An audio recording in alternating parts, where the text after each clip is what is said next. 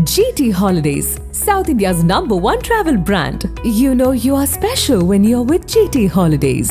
விஜய் உள்ள வரும்போது நாங்கள் கூட்டணி ஆட்சிக்கு ரெடின்னு சொல்லி ஒரு ஆசை வலையை விரிச்சார். பல்வேறு கட்சிகள் வந்துருவாங்க, ஏன்னா கூட்டணியில் ஆட்சி யாருமே அதுல சிக்கல. இப்ப காங்கிரஸுக்கு இருக்கிற பிரச்சனை என்ன? அவர்களுக்கு விஜய் என்கிற ஒரு பெரிய மீன் முட்டி முட்டி மோதிக்கிட்டு இருக்கு. விஜயோட சேர்ந்துடலாம், நம்ம நிறைய இடங்களை வெற்றி பெற்று ஒரு கூட்டணி ஆட்சி அமைத்து விடலாம் என்று கற்பனை பண்றாங்க. விஜயே எத்தனை % ஓட்டு வாங்குவாருன்னு தெரியாது. இந்தியா அளவில் காங்கிரசுக்கு மரியாதை கொடுக்கக்கூடிய இடம் தமிழ்நாடு. காங்கிரஸ்ல இருக்கின்ற ஒரு தலைவரே பேசினார்ல, வட இந்திய தலைவர்களுடைய நிர்பந்தம் இருக்கு, திமுகவை ஆதரித்து பேச கூட எங்களுக்கு தொந்தரவு கொடுக்குறாங்க. இது எதன் அடிப்படையில் பேசுற பேச்சு? திருமாவளவன் அவர்கள் பாஜகவுக்கு ஆதரவு, என்டிஏ கூட்டணிக்கு ஆதரவு ஒரு ஸ்டேட்மெண்ட் விட்டா அவர் இன்னைக்கு கேபினெட் மினிஸ்டர் எங்க குழிவெட்டுன்னு தெரியாம தனக்குத்தானே குழிவெட்டுவாங்க சொல்லுவாங்கல்ல, அது மாதிரி தனக்குத்தானே காங்கிரஸ் குழிவெட்டி கொள்கிறதா என்கிற கேள்வி எனக்கு இதுதான் நடக்குது. நீங்க விஜய்ங்கிற மண்குதிரையை நம்பி ஆத்துல இறங்குனீங்கன்னா நீங்கள் அறிந்து போவீர்கள்.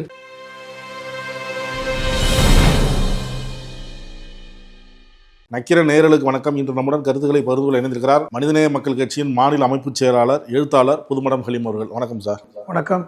என்டிஏவில் இணையணும் விஜய், அப்போதான் திமுகவை வீழ்த்த முடியும் அப்படிங்கிறாங்க பாஜகக்காரங்க. அது வெளிப்படையாக சொல்ல ஆரம்பிச்சுட்டு வானதி சொல்கிறாங்க, தமிழிசை சொல்கிறாங்க, நிறைய பேர் சொல்கிறாங்க. அந்த கட்சியில் காங்கிரஸில் ஒரு பிரிவினர் விஜய் எதிர்பார்க்குறாங்க, விஜய் கூட போகலாம்னு.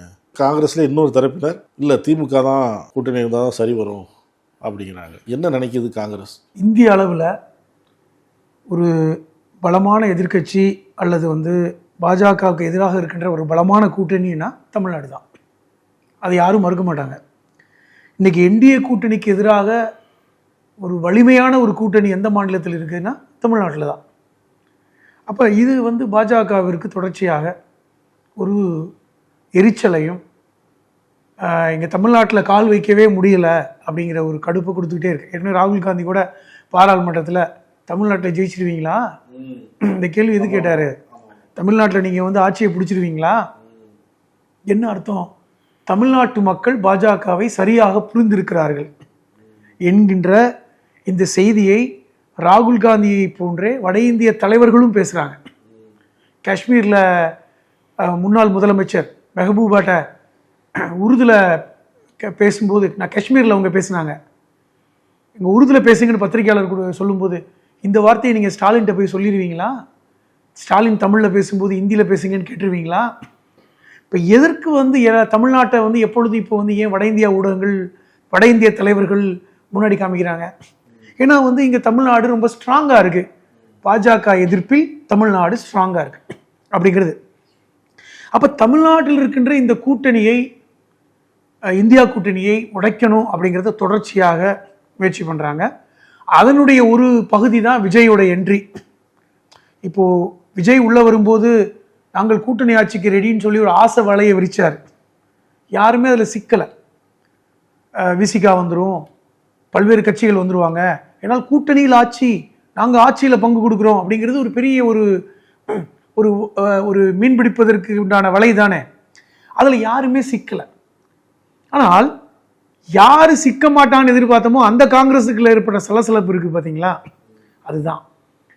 அது காங்கிரஸ் இந்திய அளவில் பார்த்தீங்கன்னா தமிழ்நாட்டில் தான் இவ்வளோ எண்ணிக்கையில் ஜெயிக்கிறாங்க, இவ்வளவு பலமாக பேசப்படுறாங்க அப்படிங்கிறது காங்கிரஸ் தலைவர்களுக்கே தெரியும்.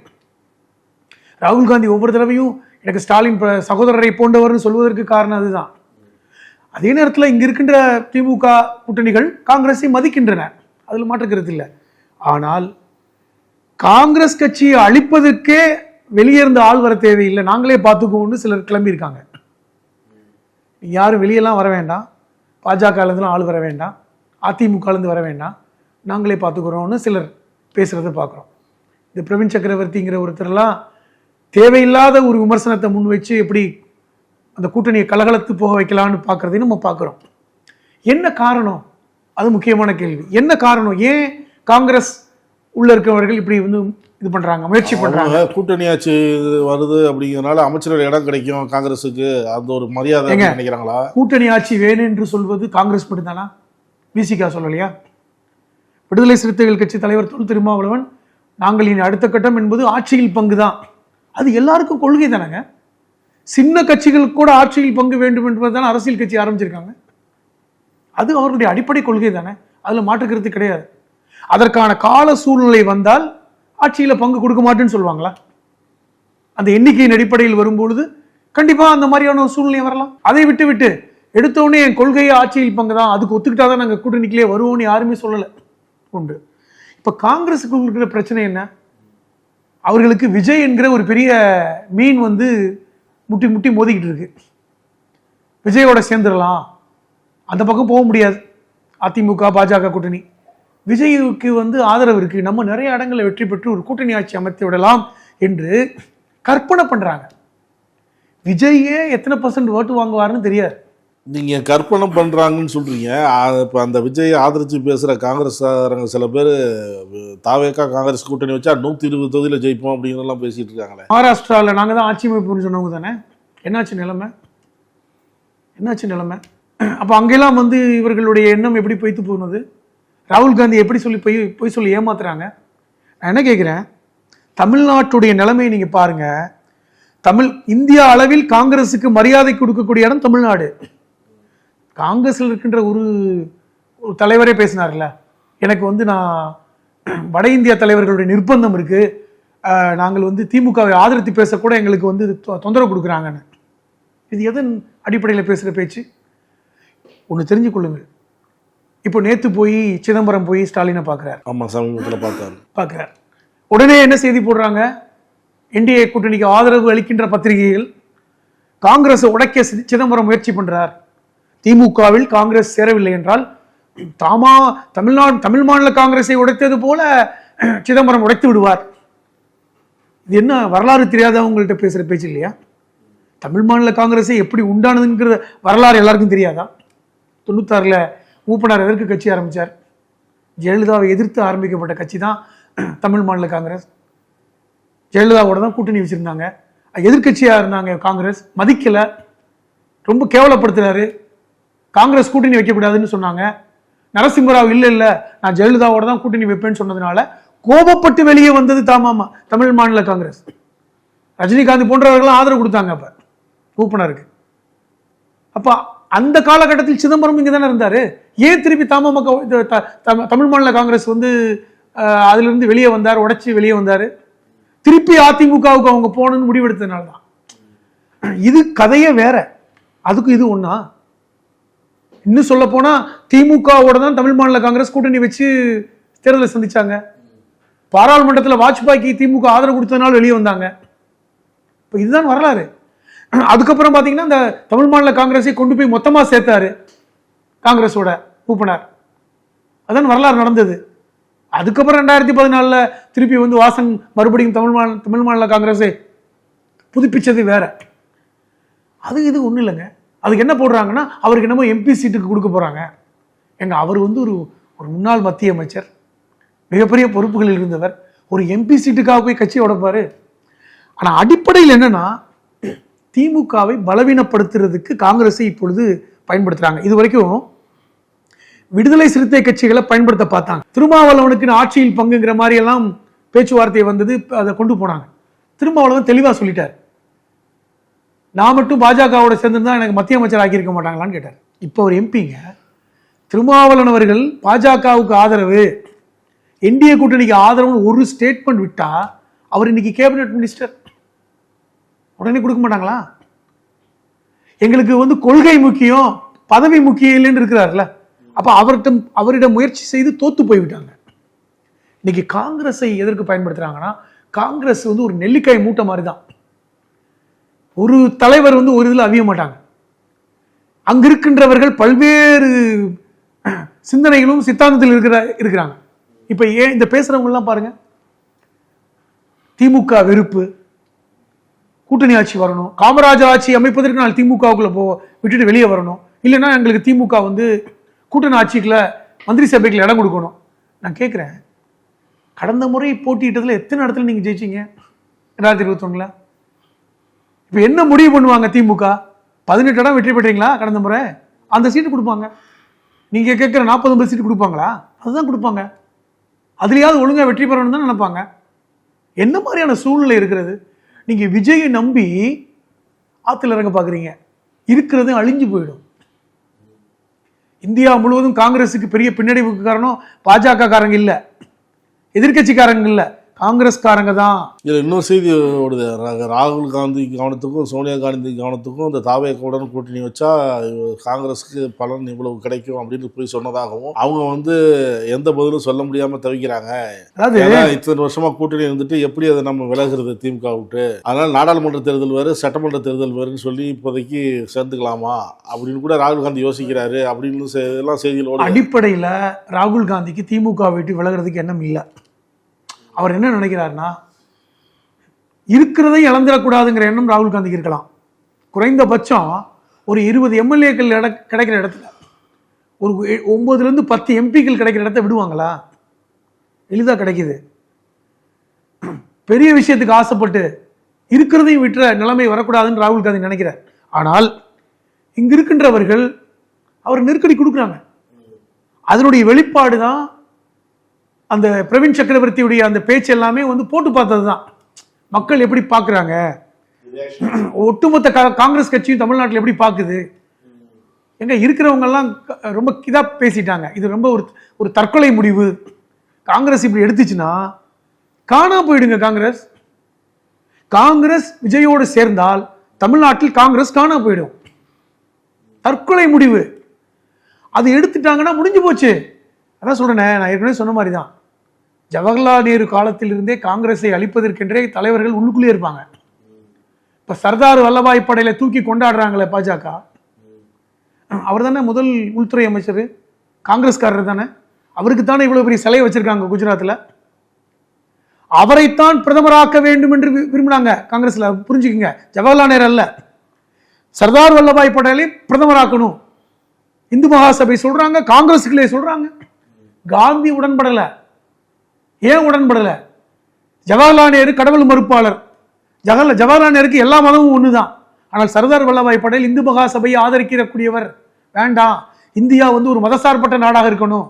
அப்படி என்றால் ஜவஹர்லால் நேரு போன்றவர்கள் தான் பிரதமராக வரணும்னு முடிவு பண்ணவர் காந்தி.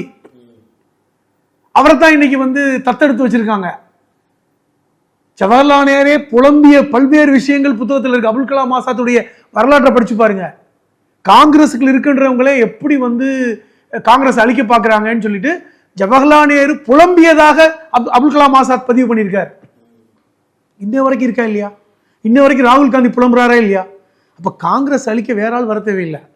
அதனுடைய நீச்சி தான் தமிழ்நாட்டில் பல்வேறு காங்கிரஸ் தலைவர்கள்னு பேரை வச்சுக்கிறவங்க, நாங்களும் காங்கிரஸ்காரன் தான் சொல்லிக்கிறவங்க அழிக்கிறாங்க. அது திமுகவுடைய வெறுப்பு மனப்பான்மை, வேற ஒண்ணுமே இல்லை. திமுகவை வெறுப்பதன் காரணமாக காங்கிரஸ் அழிக்கிறாங்க. இந்த கிராமத்தில் சொல்லுவாங்கல்ல, மண் வெட்டி குழி தோண்டுவானுங்க, ஆனா அவனே அந்த குழியில விழுவான். அதான் எங்க குழி வெட்டுறன்னு தெரியாம தனக்குத்தானே குழி வெட்டுவாங்க சொல்லுவாங்கல்ல, அது மாதிரி தனக்குத்தானே காங்கிரஸ் குழி வெட்டி கொள்கிறதா என்கிற கேள்விதான் எனக்கு வருது. இதுதான் நடக்குது. நீங்க விஜய்ங்கிற மண்குதிரையை நம்பி ஆத்துல இறங்குனீங்கன்னா நீங்கள் அழிந்து போவீர்கள். இதை காங்கிரஸில் இருக்கின்ற பெரும்பாலான தலைவர்கள் உணர்ந்திருக்காங்க. இப்ப இருக்கின்ற காங்கிரஸ் கமிட்டியுடைய தலைவர் அவர் இன்னைக்கு இந்த பிரவீன் சக்கரவர்த்திக்கு எதிரான ஒரு கருத்தை சொல்லியிருக்காரு. பல்வேறு தலைவர்கள் தலைமை கொண்டு போயிருக்காங்க, தேவையில்லாம குழப்பத்தை உண்டு பண்றாங்கன்னு. இப்ப இது நடக்குது காரணம், இது இவர்களை உருவாக்கி இவர்களை பேச வைப்பது யார்? பாஜக எப்பவுமே காங்கிரஸ் அழிப்பதற்கு நேரடியாக வரமாட்டாங்க, உள்ளுக்குள்ளேயே ஆளை ரெடி பண்ணுவாங்க. அப்படி தயார்படுத்தப்பட்டவர்கள் தான் இன்னைக்கு காங்கிரஸுக்கு எதிராக காங்கிரஸுக்குள்ளே பேசுறான். ப. சிதம்பரம் முதல்வரை சந்திச்சு பேசினாரு அப்படின்னு சொன்னீங்கல்ல, அதுக்கப்புறம் ஒரு ஆலோசனை கூட்டத்தில் பேசுறாரு கட்சியினர் மத்தியில் ப. சிதம்பரம். திமுக கூட்டணி வெற்றி பெறும் அப்படின்னு கட்சி தலைமையிட்ட சொல்லிட்டேன், தமிழ்நாட்டை பற்றி கவலைப்பட வேண்டாம்னு நான் சொல்லிட்டேன் அப்படின்னு சொல்றேன். இதுலேருந்து என்ன புரிஞ்சுக்க முடியுது?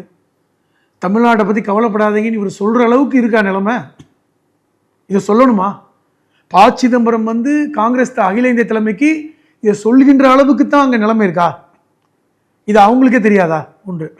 இப்போ ப. சிதம்பரம் போய் சந்திப்பது அவர் என்ன அதிருப்தியாகிறாரு? ஒரு விஷயம் சொன்னார் பார்த்தீங்களா, பிரவீன் சக்கரவர்த்தி இங்கே தமிழ்நாட்டு கடனை உத்தரப்பிரதேசத்தோட ஒப்பிடுவதே தவறுன்னு ஒரு ஸ்டேட்மெண்ட் கொடுத்தார். அது மட்டும் இல்லாமல் கடன் அளவு உயர்வது என்பது வளர்ச்சிக்கான விஷயம்தான். அப்படி பார்த்தா இந்தியாவுடைய கடன் இன்னைக்கு 3 மடங்கு உயர்ந்திருக்கு. அப்ப இந்தியா வளர்ச்சி இல்லையா? 9 லட்சம் கோடின்னு சொல்றாங்களே. இப்ப இங்க 8 லட்சம் 9 பத்தி இந்தியாவுடைய கடன் எவ்வளவு நினைக்கிறீங்க? 200 லட்சம் கோடி. இதே பாஜக ஆட்சிக்கு வரும்பொழுது 55 லட்சம் கோடியாக இருந்த இந்தியாவுடைய கடன் இன்னைக்கு 200 லட்சம் கோடி. அப்போ அதை பற்றி பேசுவாரா எடப்பாடி? அதை பற்றி பேசுவாரா இந்த பிரவீன் சக்கரவர்த்தி? நான் என்ன சொல்கிறேன்னா, இன்னைக்கு நீங்கள் பாருங்களேன், காங்கிரஸுக்குள்ள இருக்கின்ற தலைவர்கள் எத்தனை பேர் காங்கிரஸில் இருந்து கொண்டே பாஜக ஆதரவு மனநிலையை காமிக்கிறாங்க. பிரணாப் முகர்ஜி பிஜேபி. பிரணாப் முகர்ஜி ஜனாதிபதியாக பதவி விலகினதுக்கு அப்புறம் அவர் போய் கலந்து கொண்ட முதல் நிகழ்ச்சி என்ன தெரியுமா? RSS உடைய விழா தான். இதுக்கு மேலே என்ன சொல்லுவீங்க? அவர் பிரதமராக அவரைத்தான் கொண்டு வரணும்னு நினச்சாங்க. இப்போ சசி தரூர் கேரளா, அவரெல்லாம் இந்தியாவில் எவ்வளோ ஒரு முக்கியமான ஒரு நபராக கருதப்படக்கூடியவர். அவர் இன்னைக்கு பட்டவர்த்தனமா பாஜக ஆதரவு மனநிலை அவர் எப்படி வச்சுக்கிட்டு இருக்கீங்க? நான் என்ன கேட்குறேன், பாஜக ஆதரவு மனநிலையில் இருக்கின்ற ஒருவர் என்று தெரிந்து கொண்டு காங்கிரஸிலிருந்து நீக்க முடியாமல் இருக்கின்ற ஒரு நிலைமை இன்னைக்கு காங்கிரஸுக்கு இருக்கா இல்லையா? இதுதானே தமிழ்நாட்டிலையும் நம்ம பார்க்குறோம். இப்போ இன்னைக்கு பட்டவர்த்தனமா நீங்க தலைமையை மீறி இன்னைக்கு பாஜக ஆதரவு மனநிலையில் இருக்கின்ற எத்தனை காங்கிரஸ் தலைவர்கள் தமிழ்நாடு காங்கிரஸ் கமிட்டிகள் இருக்காங்க? அது உங்களுக்கு தெரியாதா? எங்களுக்கு தெரியுது, உங்களுக்கு தெரியாதா? அவர்களை உங்களால் நீக்க முடியலையே. இதுதான் காங்கிரஸுக்குள்ள பிரச்சனை. இதை நீக்காம நான் காமராஜர் ஆட்சியை கொண்டு வருவேன்னா எப்படி முடியும்? விஜயோட சேர்ந்தா முடிஞ்சிருமா? விஜயோட சேர்ந்துட்டா நீங்க வந்து நேரம் மந்திரி சபைக்கு போயிடுவீங்களா? விஜயோட சேர்ந்து மொத்தமா நீங்க அழிஞ்சு போயிட்டீங்கன்னா அப்புறம் காங்கிரஸ் யார் கூப்பிடுவாங்க? தமிழ்நாட்டில் காங்கிரஸ் சகாப்தமே முடிஞ்சிடாதா? அதுதானுங்க சிலர் காங்கிரஸில் இருக்கின்ற பல்வேறு இளைய தலைமுறை தலைவர்கள் புலம்புறாங்க. எங்களுக்கு மிரட்டல் வருது வட இந்தியாவில இருந்து, நீங்க விஜயை பத்தி எதுவும் பேச வேணாம் தெரியுமா? விஜயை பற்றி எந்த கமெண்ட் அடிக்காதீங்கன்னு சொல்லிட்டு காங்கிரஸுக்குள் இருக்கின்ற பல்வேறு இளைய கட்ட தலைவர்களுக்கு நிர்பந்தம் கொடுக்கப்படுது. அப்ப இதெல்லாம் முதல்வர் கவனத்துக்கு போகாதா? இப்ப முதல்வரை நான் என்ன நினைக்கிறேன் தெரியுமா, ஒண்ணு காங்கிரஸ் வரலைன்னா போனா போயிட்டு போகுது நடத்துக்கு தான் இருப்பார். இப்ப காங்கிரஸை வைத்து மட்டும் ஒன்னும் ஆட்சியை பிடிக்க போறது இல்லை. அப்படி ஒரு ஆட்சியை பிடித்து விட்டு சூழ்நிலை வந்து விட்டால் இது ரொம்ப மோசமான இடத்துக்கு போயிடுங்க. இருக்கிற ஒரு ஆதரவை இழந்து நிற்க போறாங்க. அந்த முடிவை ராகுல் காந்தி எடுக்க மாட்டார். என்னுடைய கணிப்பு என்னன்னா, ராகுல் காந்தி அந்த முடிவை எடுக்க இவங்க நிர்பந்தம் செய்தாலும் எடுக்க மாட்டார். சோனியா காந்தி எடுக்க மாட்டார். காரணம், அவர்களுக்கு தென்னிந்தியாவில் தமிழ்நாட்டில் கேரளாவில் கர்நாடகாவில் அதுவும் குறிப்பாக சொல்ல போனால் தமிழ்நாடு கேரளாவில் தான் இன்னைக்கு வரைக்கும் ஒரு பலமான ஆதரவு இருக்கு. அதுவும் தமிழ்நாட்டில் திமுகவோட கூட்டணி வச்சதுனால தான் அந்த ஆதரவு மனநிலை போகுது. கேரளா மாதிரி இல்லை. கேரளாவில் தனித்துவமான ஆதரவு இருக்கு காங்கிரஸ்க்கு. ஆனால் தமிழ்நாட்டில் அப்படி இல்லை. தமிழ்நாட்டில் தனித்தலாம் நின்று நீங்கள் ஒன்றும் வெற்றி பெற முடியாது. இப்போ திமுகவுடைய சப்போர்ட் வேணும். இதுதான் நிலைமை. நீங்கள் பழைய காலம் நினச்சிட்டிங்களா? நான் வந்து ஆட்சி புரிந்த மாநிலம் 75-80 இடங்கள் வெற்றி பெற்ற மாநிலம் அப்படின்னு நினைக்கிறீங்க. அது நிலைமை இப்போ இருக்கா? உங்களால் தனித்து விஜயோட சேர்ந்து நீங்கள் வந்து வெற்றி பெற்ற முடியும்னு நினைக்கிறீங்களா? விஜய் வந்து முயற்சி பண்ணுறாருங்க. அவருக்கு வந்து இழப்பதற்கெல்லாம் எதுவுமே கிடையாது. ஒரு கட்சியை ஆரம்பித்து ஒருத்தர் வந்திருக்காருன்னா மக்கள் மத்தியில் நிற்க போகிறார். அவருக்கு எத்தனை சதவீதம் ஓட்டு இருக்க போகுதுன்னு கிடைக்க போகுதுன்னு சொல்லி தேர்தல் முடிஞ்சு பார்க்க போகிறோம். இது வெற்றி பெறக்கூடிய சதவீதமான உங்களுக்கு எப்படி தெரியும்னு கேட்குறேன். நீங்கள் என்ன சர்வே பண்ணீங்களா? இப்போ இது கண்ணை மூடிக்கிட்டு கிணத்துல விழுகிற நிலைமை தான், இல்லை கண்ணை கட்டிக்கிட்டு விழுகிற நிலைமை தான். இப்போ இதுதான் இன்னைக்கு இருக்குது. இன்னும் சொல்ல போனால் ரொம்ப தெளிவாக நான் என்ன பார்க்குறேன்னா, 170 இடங்களில் கிட்டத்தட்ட திமுக தனித்து தான் நிற்க போகிறாங்க. மீதி இருக்கின்ற ஒரு 60-62 இடங்களில் அதில் தான் இன்றைக்கி கூட்டணி கட்சிகளுக்கு பிரித்து கொடுக்க போகிறதா தான் செய்தி வருது. அப்படி பார்க்கும் பொழுது காங்கிரஸுக்கு 20 இடங்களுக்கு மேலே ஒரு இடம் கிடைக்க வாய்ப்பு இல்லை. கடந்த முறை வெற்றி பெற்ற 18 இடங்களையும் கொடுப்பாங்க. மேற்கொண்டு 2 இடம் கொடுக்கலாம். இவங்க நினைக்கிற மாதிரி 40 இடங்கள்லாம் கொடுக்க வாய்ப்பு கிடையாது. இதுதான் நிலைமை. இதை புரிந்து கொண்டு காங்கிரஸ் இருக்கணுன்ற, அதற்கு முக்கியமாக காங்கிரஸ் கமிட்டி தலைவர் வந்து ஒரு தெளிவாக வந்து இது மாதிரி பேசுகிறவங்களெல்லாம் நாங்கள் வந்து கட்சியை விட்டு நீக்கிடுவோம் முடிவு. சின்ன சலசலப்புனாலும் டெல்லிக்கு லெட்டர் போடுறாங்க, ஆதாரத்தோட லெட்டர் போடுறாங்க. இப்படி காங்கிரஸ் தலைமைக்கு எதிராக இந்த மாதிரி காங்கிரஸ் நிர்வாகிகள் பேசிட்டு இருக்கிறாங்க அப்படிங்கிறது தலைமை தெரியாமல் இருக்குமா? அதான் சொல்கிறேனே, அகில இந்திய லெவல்லையே பேசுகிறாங்க. அதை தலைமை பார்த்துக்கிட்டு தான் இருக்குது. அகில இந்திய லெவலில் பேசுகிறாங்களா இல்லையா? டெல்லியில் பேசலையா? அப்போ அவங்களையும் வந்து தலைமை ஏன் கட்டுப்படுத்த முடியல? நீங்கள் வந்து குலாம் நபி ஆசாத் மாதிரி உச்சக்கட்ட பிரச்சனை போனதுக்கப்புறம் தான் நீக்குவீங்களா? எல்லா பதவியும் அனுபவிச்சுட்டு எல்லா சுகத்தையும் அரசியல் சுகத்தை அனுபவித்து விட்டு காங்கிரஸை வந்து தூக்கி போட்டுட்டு போகிற இடத்துக்கு வரும்போது நீக்குவீங்களா? ஜனாதிபதியெலாம் ஆனதுக்கப்புறம் தான் அவர் அங்கே போய் கலந்துக்கிட்டாருன்னு சொல்லி நீக்குவீங்களா? அப்போ இந்த இடத்துக்கு நகர்வது என்பது காங்கிரஸ் வந்து இன்னும் அதை ஸ்ட்ராங்காக டிசிஷன் எடுக்கிற இடத்துல இல்லைன்னு நான் சொல்லுவேன். இதை நீங்கள் என்ன கேட்குறேன், பாஜகவில் பேச முடியுதா?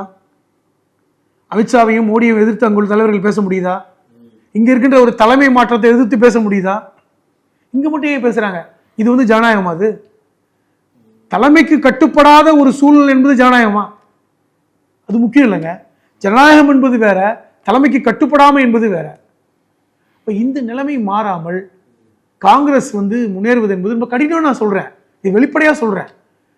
இந்த கூட்டணியை கலைப்பதற்கு பாஜக முயல்வதற்கு நீங்கள் பலியடா ஆயிடாதீர்கள். அதில் பல்வேறு தலைவர்கள் இன்னைக்கு ஊடகத்தில் பேசுறாங்க, நாங்களும் காங்கிரஸ் தான், நீக்கிப்பாரு, நீக்கிட்டாலும் நாங்கள் காங்கிரஸ் தான். இப்படி பேச முடியுமா? என்னை நீக்கிட்டாலும் நான் காங்கிரஸ்காரன் தான் அப்படின்னு ஒருத்தர் சொல்றாருன்னா அவர் அவங்களால நீக்க முடியாதா? இப்போ இதெல்லாம் வந்து காங்கிரஸை பலவீனப்படுத்தும், இன்னும் பலவீனப்படுத்தும். அதான் உண்மை. நீங்க செங்கோட்டையன் மாதிரி போய் அங்கிட்டு கை கட்டி நிற்க போறீங்க, அந்த இடத்துக்கு போறீங்க.